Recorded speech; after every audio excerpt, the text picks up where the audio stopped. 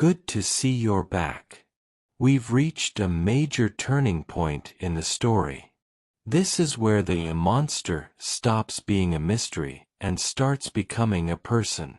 Before the narration starts, make sure to subscribe and join the family here on the channel. Give the video a like if you appreciate the atmosphere we're building, and drop your location in the comments. I read every single one of them. Now, set the mood. Kill the lights. Forget the world outside. We're moving from the frozen Alps to a quiet cottage, where a new kind of life is being born through language and love. Volume up. Let's begin. Chapter 12. I lay on my straw, but I could not sleep. I thought of the occurrences of the day. What chiefly struck me was the gentle manners of these people, and I longed to join them, but dared not. I remembered too well the treatment I had suffered the night before from the barbarous villagers, and resolved, whatever course of conduct I might hereafter think it right to pursue, that for the present I would remain quietly in my hovel, watching and endeavoring to discover the motives which influenced their actions. The cottagers arose the next morning before the sun. The young woman arranged the cottage and prepared the food, and the youth departed after the first meal. This day was passed in the same routine as that which preceded it. The young man was constantly employed out of doors, and the girl in various laborious occupations within.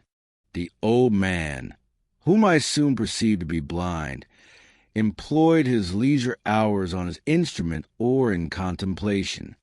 Nothing could exceed the love and respect which the younger cottagers exhibited towards their venerable companion.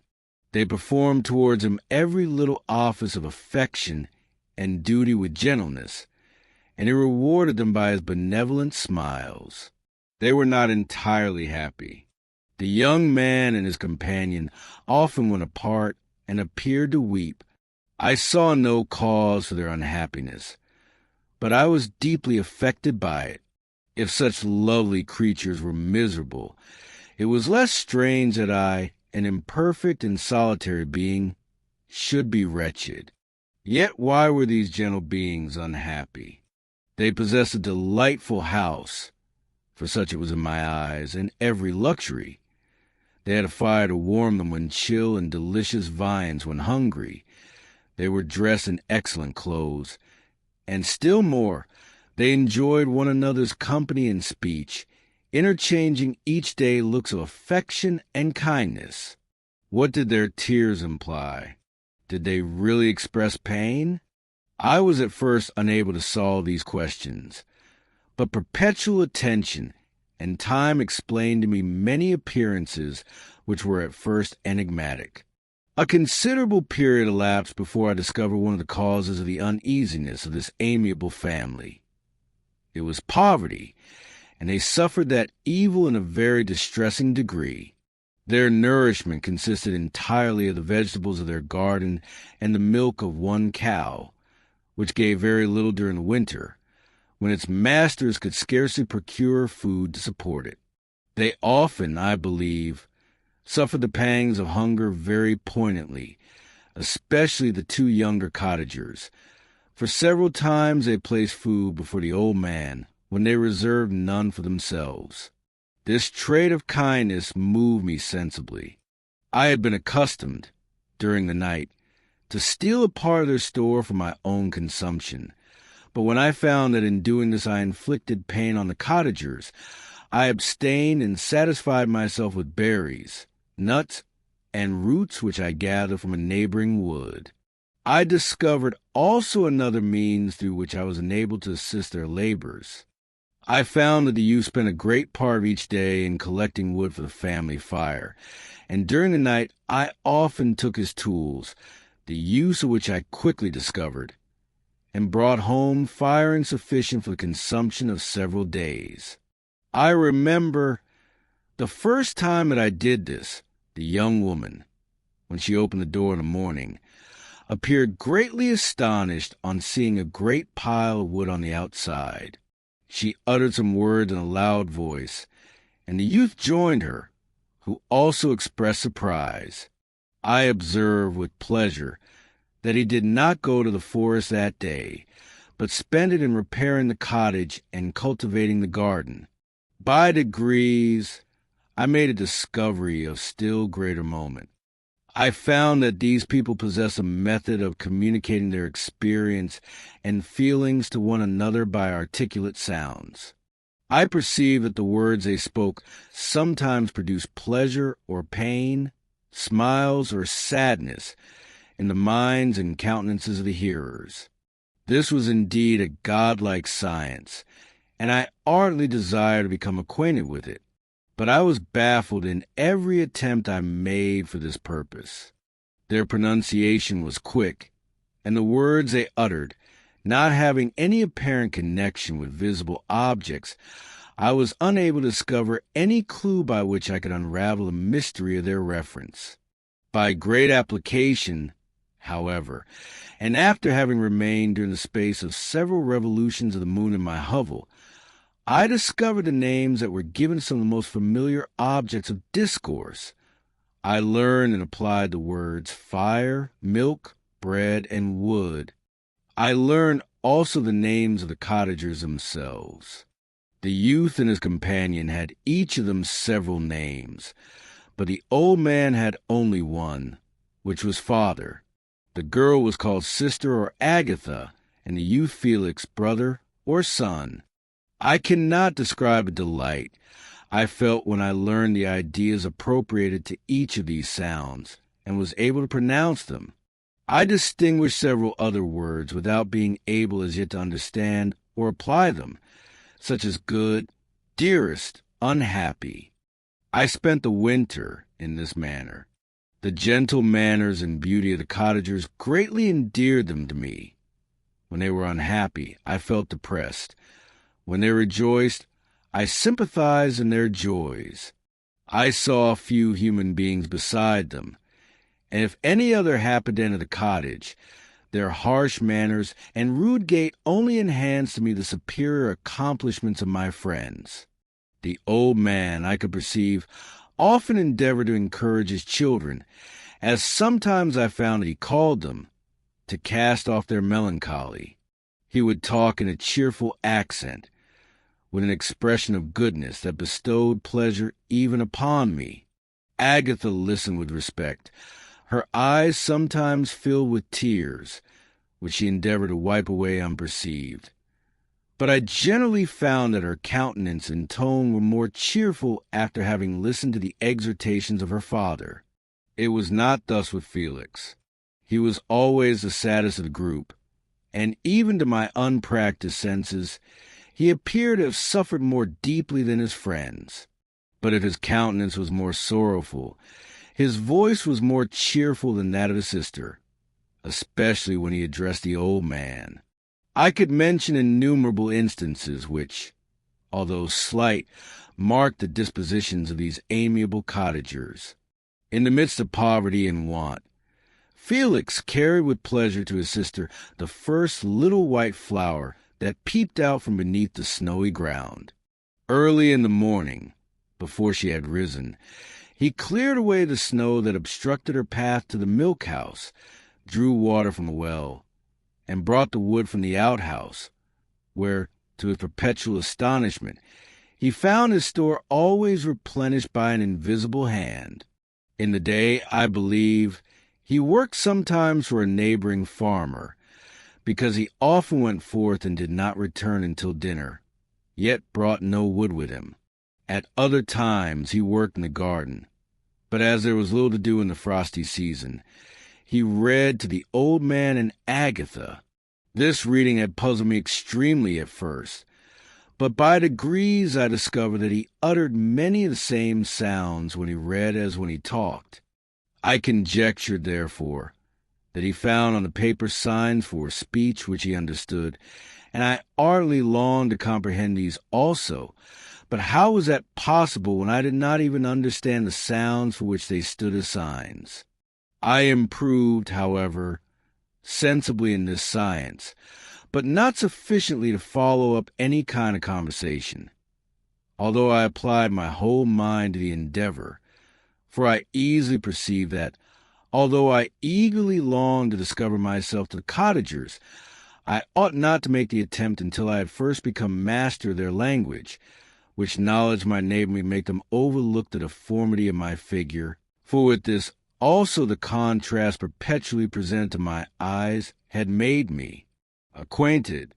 I had admired the perfect forms of my cottagers, their grace, beauty, and delicate complexions, but how was I terrified when I viewed myself in a transparent pool? At first I started back, unable to believe that it was indeed I who was reflected in the mirror, and when I became fully convinced that I was in reality the monster that I am, I was filled with the bitterest sensations of despondence and mortification. Alas, I did not yet entirely know the fatal effects of this miserable deformity. As the sun became warmer and the light of day longer, the snow vanished, and I beheld the bare trees and the black earth. From this time Felix was more employed, and the heart-moving indications of impending famine disappeared. Their food, as I afterwards found, was coarse, but was wholesome, and they procured a sufficiency of it. Several new kinds of plants sprang up in the garden, which they dressed, and these signs of comfort increased daily as the season advanced. The old man, leaning on his son, walked each day at noon, when it did not rain, as I found it was called when the heavens poured forth its waters. This frequently took place, but a high wind quickly dried the earth, and the season became far more pleasant than it had been. My mode of life in my hovel was uniform. During the morning I attended the motions of the cottagers, and when they were dispersed in various occupations, I slept. The remainder of the day was spent in observing my friends. When they had retired to rest, if there was any moon or the night was starlight, I went into the woods and collected my own food and fuel for the cottage. When I returned, as often as it was necessary, I cleared their path from the snow and performed those offices that I had seen done by Felix. I afterwards found that these labors, performed by an invisible hand, greatly astonished them, and once or twice I heard them on these occasions utter the words "good spirit, wonderful," but I did not then understand the signification of these terms. My thoughts now became more active, and I longed to discover the motives and feelings of these lovely creatures. I was inquisitive to know why Felix appeared so miserable and Agatha so sad. I thought, foolish wretch, that it might be in my power to restore happiness to these deserving people. When I slept or was absent, the forms of the venerable blind father, the gentle Agatha, and the excellent Felix flitted before me. I looked upon them as superior beings who would be the arbiters of my future destiny. I formed in my imagination 1,000 pictures of presenting myself to them and their reception of me. I imagined that they would be disgusted until, by my gentle demeanor and conciliating words, I should first win their favor and afterwards their love. These thoughts exhilarated me and led me to apply with fresh ardor to the acquiring the art of language. My organs were indeed harsh, but supple, and although my voice was very unlike the soft music of their tones, yet I pronounced such words as I understood with tolerable ease. It was as the ass and the lapdog, yet surely the gentle ass whose intentions were affectionate, although his manners were rude, deserved better treatment than blows and execration. The pleasant showers and genial warmth of spring greatly altered the aspect of the earth. Men who before this change seemed to have been hid in caves dispersed themselves and were employed in various arts of cultivation. The birds sang in more cheerful notes, and the leaves began to bud forth on the trees. Happy, happy earth! Fit habitation for gods, which, so short a time before, was bleak, damp, and unwholesome. My spirits were elevated by the enchanting appearance of nature. The past was blotted from my memory. The present was tranquil, and the future gilded by bright rays of hope and anticipations of joy. Chapter 13. I now hasten to the more moving part of my story. I shall relate events that impressed me with feelings which, from what I had been, have made me what I am. Spring advanced rapidly. The weather became fine and the skies cloudless. It surprised me that what before was desert and gloomy should now bloom with the most beautiful flowers and verdure. My senses were gratified and refreshed by 1,000 scents of delight and 1,000 sights of beauty. It was on one of these days, when my cottagers periodically rested from labor, the old man played on a guitar and the children listened to him, that I observed the countenance of Felix was melancholy beyond expression.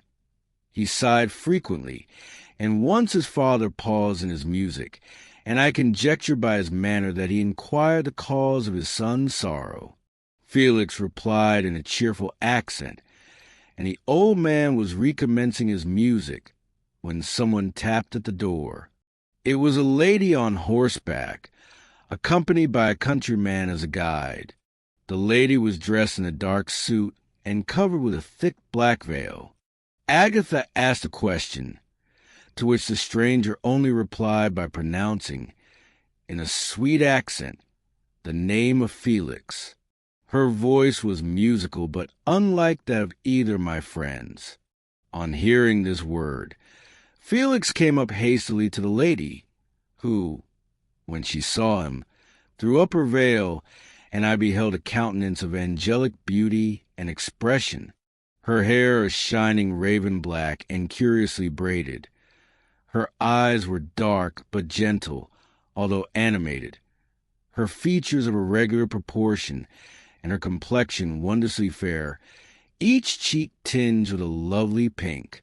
Felix seemed ravished with delight when he saw her. Every trait of sorrow vanished from his face, and it instantly expressed a degree of ecstatic joy, of which I could hardly believe it capable. His eyes sparkled as his cheek flushed with pleasure, and at that moment I thought him as beautiful as a stranger. She appeared affected by different feelings.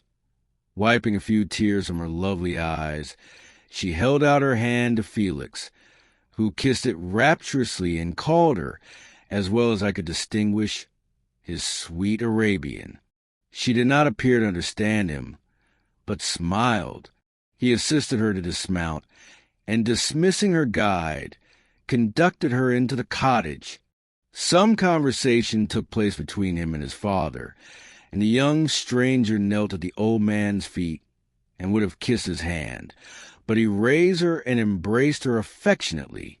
I soon perceived that although the stranger uttered articulate sounds and appeared to have a language of her own, she was neither understood by nor herself understood the cottagers. They made many signs which I did not comprehend, but I saw that her presence diffused gladness through the cottage, dispelling their sorrow as the sun dissipates the morning mists. Felix seemed peculiarly happy, and with smiles of delight welcomed his Arabian. Agatha, the ever-gentle Agatha, kissed the hands of the lovely stranger, and pointing to her brother, made signs which appeared to me to mean that he had been sorrowful until she came. Some hours passed thus, while they, by their countenances, expressed joy, the cause of which I did not comprehend.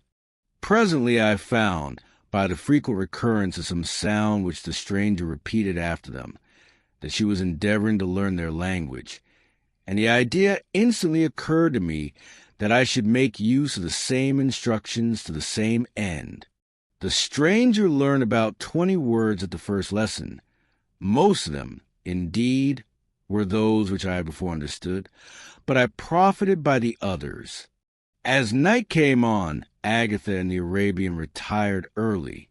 When they separated, Felix kissed the hand of the stranger and said, "Good night, sweet Safie."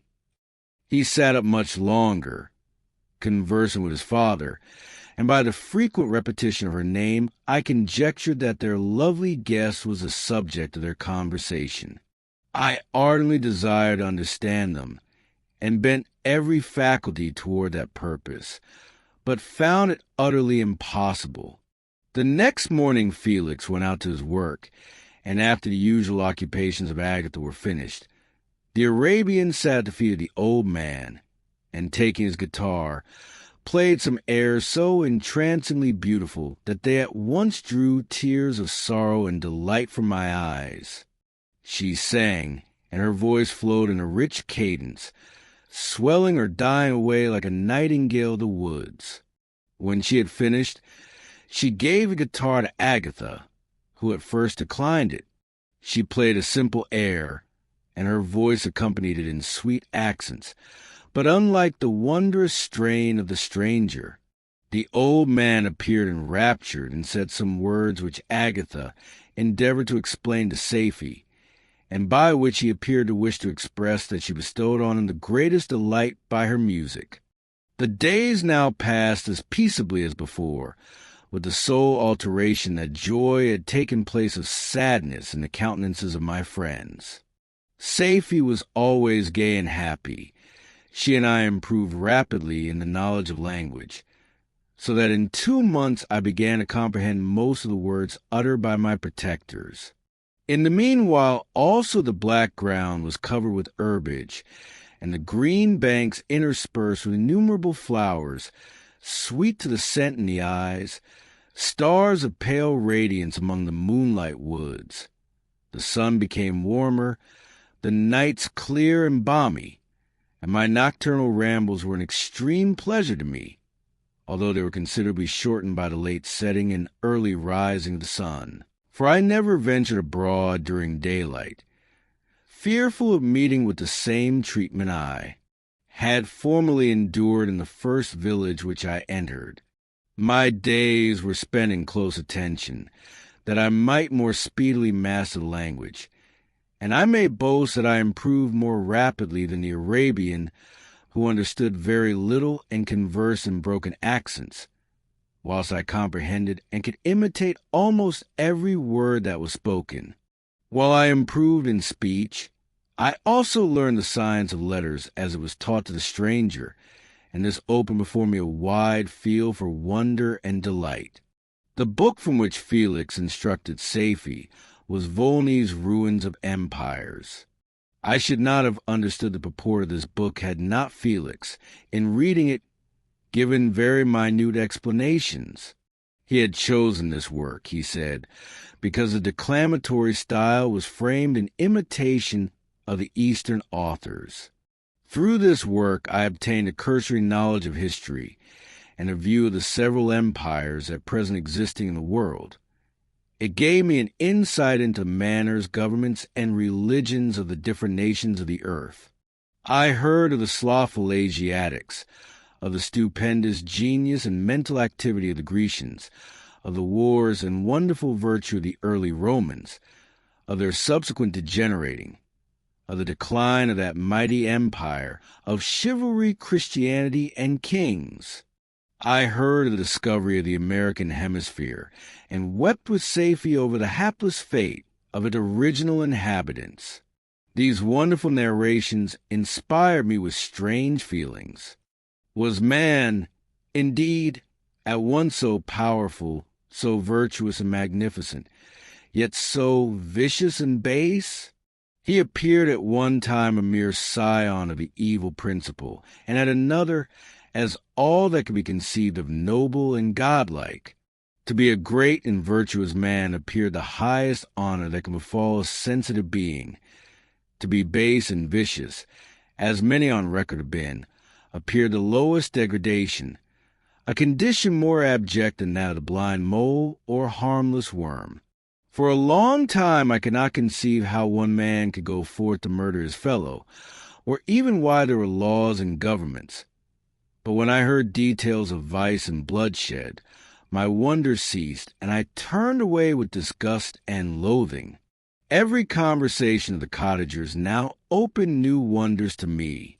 While I listened to the instructions which Felix bestowed upon the Arabian, the strange system of human society was explained to me. I heard of the division of property, of immense wealth and squalid poverty, of rank, descent, and noble blood. The words induced me to turn toward myself. I learned that the possessions most esteemed by your fellow creatures were high and unsullied descent united with riches. A man might be respected with only one of these advantages, but without either he was considered, except in very rare instances, as a vagabond and a slave, doomed to waste his powers for the profits of the chosen few. And what was I of my creation and Creator? I was absolutely ignorant, but I knew that I possessed no money, no friends, no kind of property. I was, besides, endued with figure hideously deformed and loathsome. I was not even of the same nature as man. I was more agile than they and could subsist upon coarser diet. I bore the extremes of heat and cold with less injury to my frame. My stature far exceeded theirs. When I looked around, I saw and heard of none like me. Was I, then, a monster, a blot upon the earth, from which all men fled and whom all men disowned? I cannot describe to you the agony that these reflections inflicted upon me. I tried to dispel them, but sorrow only increased with knowledge. Oh, that I had forever remained in my native wood, nor known nor felt beyond the sensations of hunger, thirst, and heat. Of what a strange nature is knowledge! It clings to the mind when it has once seized on it, like a lichen on the rock. I wish sometimes to shake off all thought and feeling, but I learned that there was but one means to overcome the sensation of pain, and that was death, a state which I feared yet did not understand. I admired virtue and good feelings and loved the gentle manners and amiable qualities of my cottagers, but I was shut out from intercourse with them, except through means which I obtained by stealth, when I was unseen and unknown, and which rather increased and satisfied the desire I had of becoming one among my fellows. The gentle word of Agatha and the animated smiles of the charming Arabian were not for me. The mild exhortations of the old man and the lively conversation of the loved Felix were not for me. Miserable, unhappy wretch! Other lessons were impressed upon me even more deeply. I heard of the difference of sexes in the birth and growth of children, how the father doted on the smiles of the infant, and the lively sallies of the older child, how all the life and cares of the mother were wrapped up in the precious charge, how the mind of youth expanded and gained knowledge of brother, sister, and all the various relationships which bind one human being to another in mutual bonds. But where were my friends or relations? No father had watched my infant days. No mother had blessed me with smiles and caresses. Or they had. All my past life was now a blot, a blind vacancy in which I distinguished nothing. From my earliest remembrance I had been, as I then was in height and proportion. I had never yet seen a being resembling me or who claimed any intercourse with me. What was I? The question again recurred, to be answered only with groans.